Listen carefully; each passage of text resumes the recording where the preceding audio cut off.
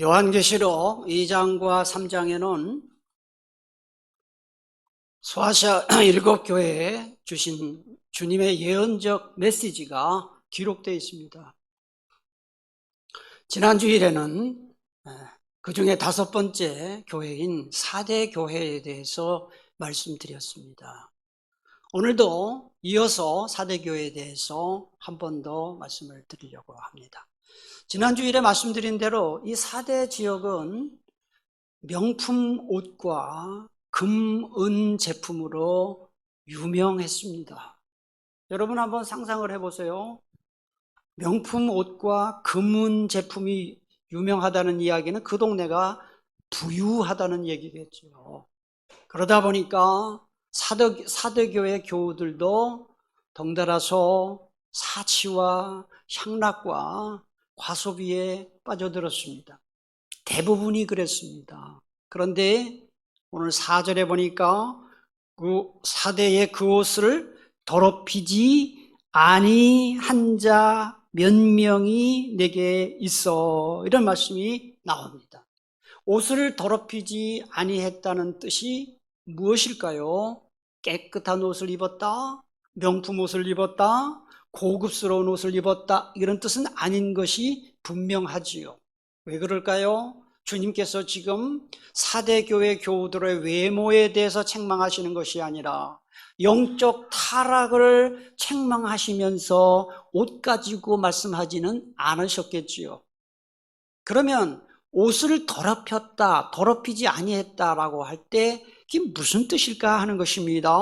그것은 힌트를 우리가 한 군데 얻을 수가 있는데, 요한계시록 14장 1절, 4절, 5절에 그 힌트가 나와요. 앞에 보세요. 또 내가 보니 보라, 어린 양이 시온산에 섰고 그와 함께 14만 4천이 서 있는데, 여기 14만 4천이 나와요. 이단들이 그렇게 좋아하는 14만 4천이 여기 나와요. 신천지에서 14만 4천 명만 구원받는다고 얘기해요. 완전 거짓말입니다. 요 14만 4천 명은 요한계시록 14장 제가 말씀드릴 때 더 자세히 말씀을 드리겠습니다만은 정말 14만 4천 명이 아니라 이것은 구원받은 모든 사람을 말하는 겁니다. 구약과 신약에 구원받은 모든 사람들을 말하는 거예요. 그 사람들이 어떻게 서 있는지 보세요. 이 사람들은 여자와 더불어 어떻게 아니했다 그랬습니까? 더럽히지 아니했다. 오늘 더럽히지 아니했다는 말이 나와요. 더럽히지 아니하고 순결한 자라. 그 입에 거짓말이 없고 흠이 없는 자들이더라. 그러니까 구원받은 14만 4천 명은 성적인 부도덕과 우상숭배와 죄악에서 순결한 자들이다. 다시 말하면 다 거룩한 사람들이다, 그런 뜻이에요. 그러니까 옷을 더럽히지 아니했다는 것은 세속화되지 않고 거룩한 사람들이다, 이런 뜻입니다. 그런데 4절 중간을 보니까 그런 자들이 몇 명 있다 그랬어요. 몇 명. 이 말은 극소수만 그렇다는 뜻입니다. 대부분의 그리스도인들은 다 타락을 했는데 극소수만 거룩을 지켰다, 이런 뜻입니다. 교회 역사를 쭉 공부를 해보면은 어둠의 자녀들이 대부분이었고 빛의 자녀들은 극소수였습니다. 쉽게 말해서 대부분은 예수를 믿지 않거나 믿더라도 엉터리로 믿었고, 정말 믿음을 따라서 끝까지 믿음을 지킨 사람들은 극소수였어요. 음란한 동성연애로 하나님께 심판받은 소돔과 고모라 성을 생각해 보세요.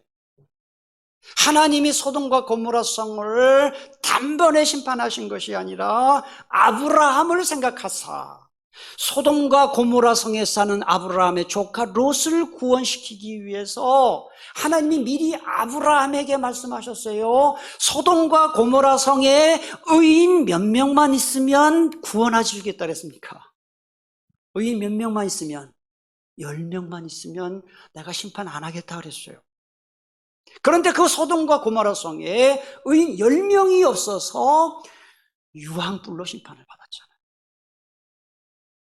여러분, 온 인류가 홍수로 심판받을 때, 멸망받을 때 몇 명 구원받았습니까? 노아 방주에 몇 명이 들어갔습니까?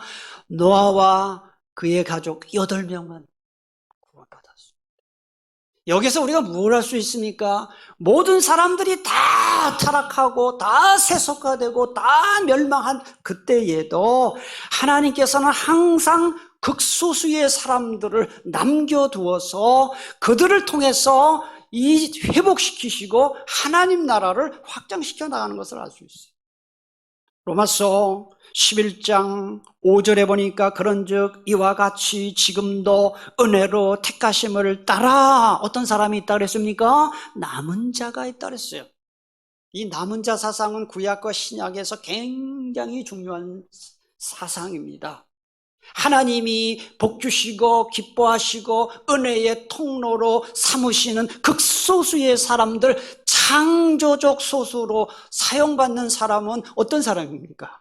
돈 많은 사람, 잘 나가는 사람, 똑똑한 사람, 유능한 사람, 외모가 준수한 사람? 아닙니다. 어떤 사람이 하나님께 쓰임받는 창조적 소수입니까? 언제나 변함없이 믿음을 따라 사는 사람, 하나님과 동행하는 사람, 하나님이 그런 사람을 쓰십니다. 우리가 모두 그렇게 되기를 축복합니다. 20세기 영국이 낳은 유명한 강해 설교자 마틴 로이드 존스 목사님이 이런 명언을 남겼습니다. 하나님이 함께 하시는 한 사람, 그가 곧 다수입니다. 일당백이다 이런 것이죠. 대부분의 사대인들이 사치와 향락과 과소비와 우상숭배에 빠져 있을 때에도 신앙의 정조를 끝까지 지킨 극소수 사람들에게 주님은 3가지 상급을 약속하셨습니다. 오늘은 그 3가지 상급이 무엇인지에 대해서 하나씩 여러분과 함께 은혜를 나누고자 합니다. 그 내용이 4절과 5절에 나오는데요, 첫 번째 상급이 어디 나옵니까? 4절 중간부터 5절 상반절에 나와요. 여러분 펜 갖고 계신 분들 계시면 4절 중간에 흰옷을 입고, 거기서부터 제가 보겠습니다. 흰옷을 입고 나와 함께 다니리니 그들은 합당한 자인 연고라. 이기는 자는 이와 같이 무슨 옷을 입는다 그랬습니까? 여기까지가 첫 번째 상급입니다. 1 써놓으면 돼요. 흰옷을 입고, 여기서부터 5절 중간 입을 것이요까지가 첫 번째 상급이에요. 흰옷이라는 말에 잘 표시를 해놓으시면 좋겠습니다. 끝까지 신앙의 정조를 지킨 사람들은 주님이 어떤 복을 주시느냐? 흰옷을 입고 주님과 함께 다니게 해주시겠다라고 약속하셨는데, 요한계시록이 기록되었던 이 로마 시대의 흰색과 흰 옷은 3가지를 상징했습니다. 첫째는 거룩입니다.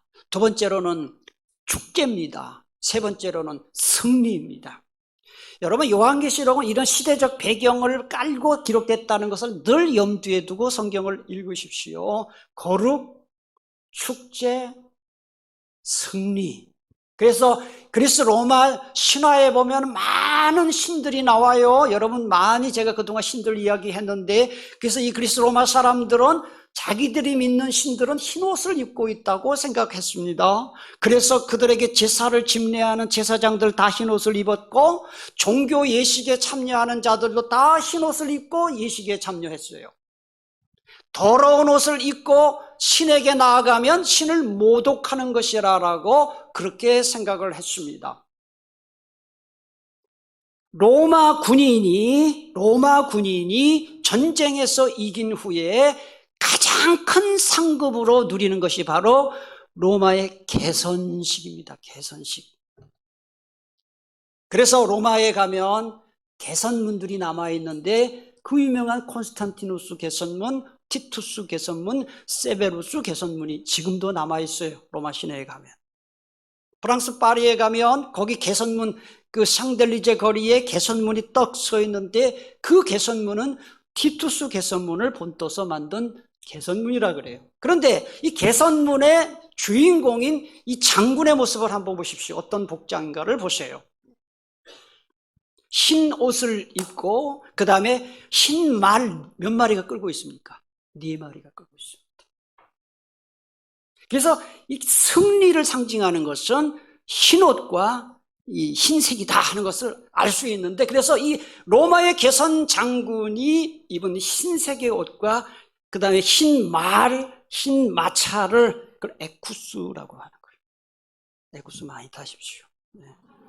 로마의 개선 장군이 탄 말과 전차를 에쿠스라고 합니다. 거기서 나온 겁니다. 근데 요한계시록에는 흰색과 관련된 단어가 14번 나와요. 그걸 다 지금 설명할 수는 없고 몇 가지만 한번 보시면은 20장에 보면 흰 보좌가 나와요. 그래서 백보좌 심판, 나중에 다 제가 말씀을 드릴 겁니다. 하나님께서 이 흰 보좌, 백보좌에 앉아서 만물을 심판하신다. 6장에 보니까 흰 말이 나옵니다. 2장에 보니까 흰 돌, 천안의 백석대학교, 흰 돌, 백석에 저기서 딴 거예요. 그 미션 스쿨인 거 아시죠? 그 다음에 주님의 머리털이 흰 머리털이다. 전부 흰색이에요. 그러니까 이 흰색은 결과적으로 무엇입니까? 하나님과 천상의 존재들을 상징하는 것을 알 수가 있습니다. 또 계시록에서 이 흰옷이라는 말은 7번이 나와요. 나중에 한번 성경 읽으면서 흰옷이라는 말을 잘 표시해 보시면 7번이 나오는데 몇 구절만 보겠습니다. 계시록 4장 4절에 보니까 또 보좌에 둘려 24보좌들이 있고 그 보좌들 위에 24장로들이, 왜 24명입니까? 구약의 12지파와 신약의 12사도, 그래서 24명의 장로들은 구약의 성도들과 신약의 성도들을 대표하는 사람들입니다. 그 장로들이 흰옷을 입고 주님 앞에 있다 이 뜻입니다. 계시록 7장 9절에 보니까 이 일 후에 내가 보니 각 나라와 족속과 백성과 방언에, 이 무슨 뜻입니까 여러분? 각 나라, 족속, 백성, 방언, 카이로스 훈련 받으신 분 아시죠? 전 세계 모든 전도받은 종족들, 전 세계 모든 열방의 민족들이 하나님 앞에 나와서 셀 수 없는 무리가 나와서 흰옷을 입고 손에 종려가지를 들고 보좌 앞과 어린 양 앞에 섰다 했어요. 이 두 구절은 우리에게 무엇을 보여줍니까? 이 핍박과 고난 속에서도 끝까지 믿음을 지킨 영적 전쟁에서 승리한 사람들이 하늘나라에서 흰옷을 입고 하나님을 섬기고 하나님을 경배하고 하나님을 찬양할 것이다. 그걸 보여주는 거예요. 흰옷은 또 그리스도인들의 거룩한 삶을 의미합니다. 요한계시록 19장 8절에 보니까 그에게 빛나고 깨끗한 세마포 흰옷이지요. 입도록 허락하셨으니 이 세마포 옷은 무엇입니까? 읽겠습니다. 시작. 성도들의 옳은 행실이다. 이처럼 흰옷은 영적 순결, 그 다음에 정결. 여러분, 신부들이 결혼식에서 결혼할 때 드레스를 입잖아요. 무슨 드레스를 입어요? 흰색 입어요. 나는 지금까지 결혼 주례도 많이 하고 결혼식 참석했지만 검정 드레스 입은 신부는 못 봤어요. 이 흰색이 뭘 상징합니까? 신부의 순결, 정절을 상징하는 거예요. 그리스 로마의 신들과 제사장들과 그리스 로마 신들을 예배하는 자들이 다 흰옷을 입었다고 했는데요, 성경에 보면 하나님도 흰옷을 입었고 제사장들도 흰옷을 입었어요. 다니엘서 7장 9절에 보니까 내가 보니 왕좌가 놓이고 하나님의 왕자입니다. 옛적부터 항상 계시니 하나님입니다. 좌정하셨는데 그의 옷은 희기가 눈 같았다. 레위기 16장 3절 4절에 아론 대제사장이죠. 대제사장이 성소에 들어오려면 거룩한 세마포 흰색의 속옷을 입고 세마포 속바지 몸에 입고 세마포 띠를 띠며 세마포 관을 쓸지니 이것들은 거룩한 옷이다. 전부 흰색이에요. 4절 중간을 보니까요, 흰옷을 입고, 여러분 성경을 보세요. 4절 중간에 흰옷을 입고 나와 함께 다니리니, 여기 나가 누굽니까? 예수님이에요. 예수님과 함께 다닌다는 것은 단순히 예수님과 같이 걸어간다는 이런 뜻이 아니고 예수님과 친밀한 교제를 나눈다. 예수님의 영광과 명예에 동참한다는 뜻이에요. 요즘 언론에 자주 오르내리는 말 중에 윤핵관이라는 말이 있어요. 윤핵관이 뭔지 아시죠? 윤석열 핵심 관계자라는 줄임말이죠. 윤핵관.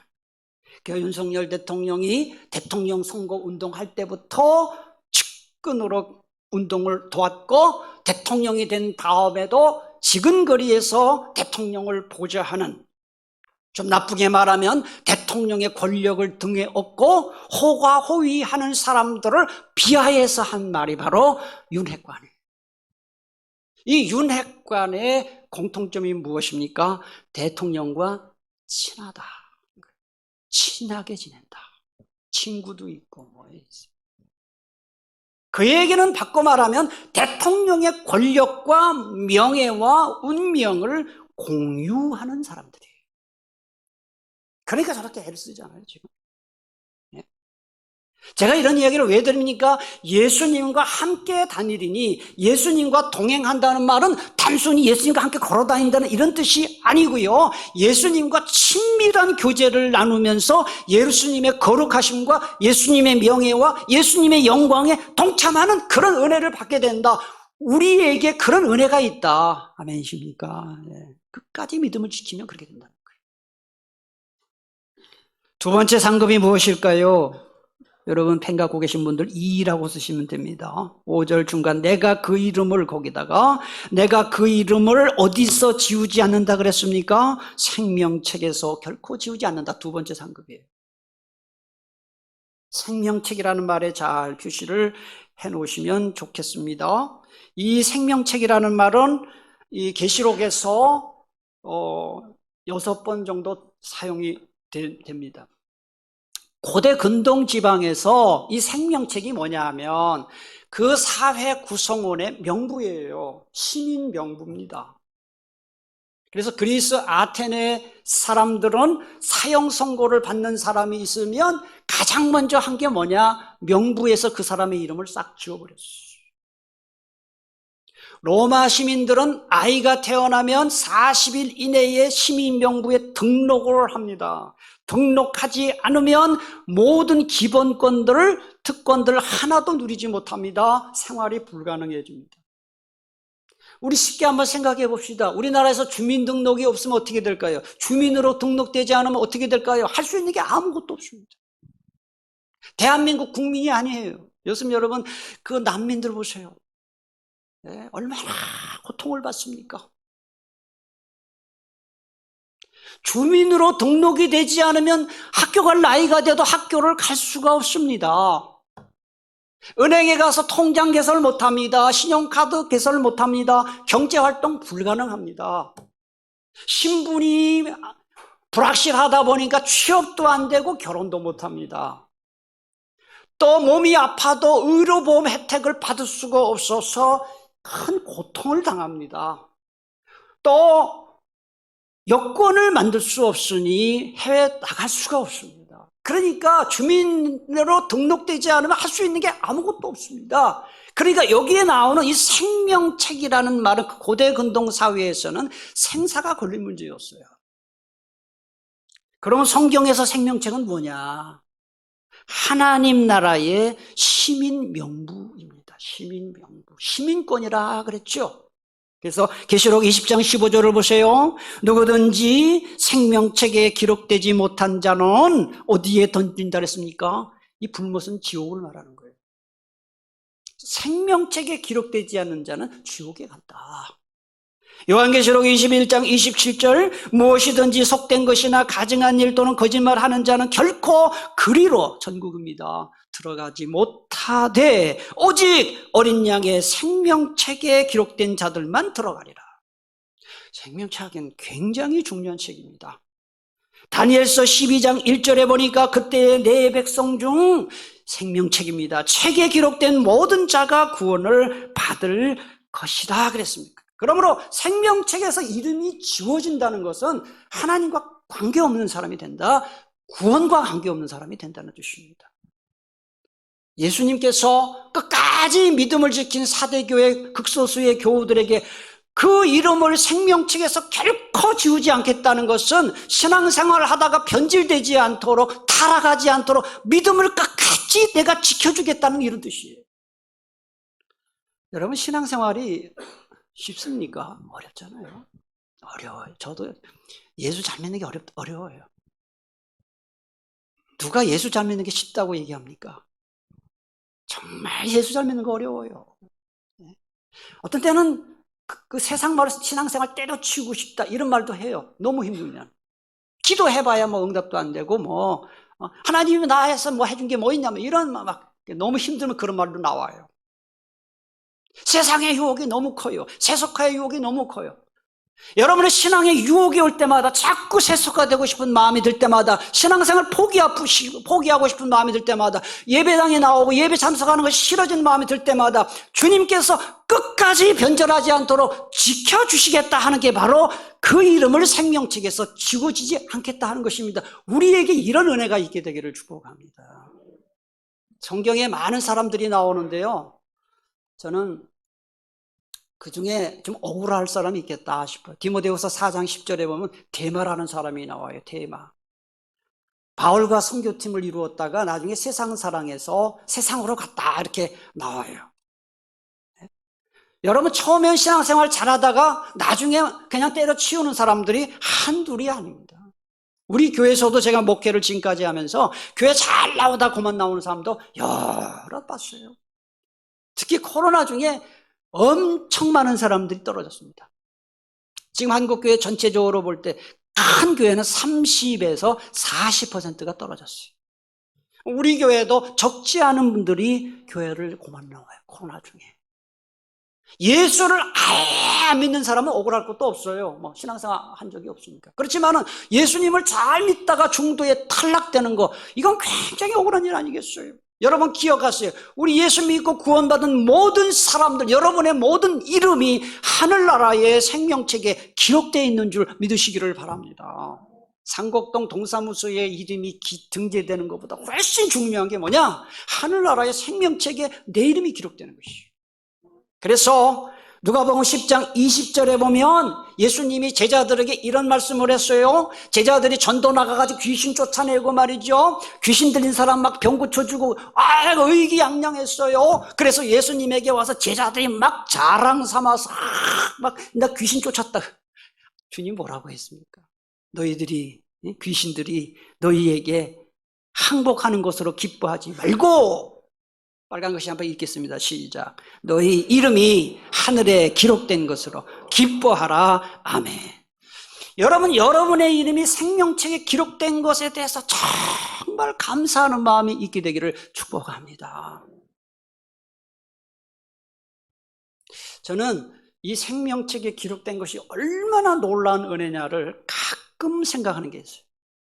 뭐 그건 사실 비유가 적절하지 않을 수도 있는데요,